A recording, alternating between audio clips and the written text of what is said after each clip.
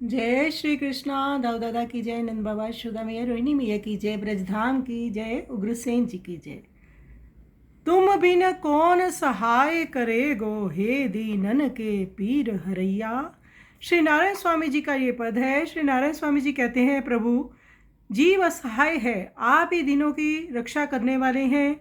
प्रभु से प्रार्थना करते हुए नारायण स्वामी जी कहते हैं, हे दीनों पर कृपा करने वाले, आपके अतिरिक्त और कौन हमारी पीड़ा वेदना को हरेगा, कौन हमारी सहायता करेगा।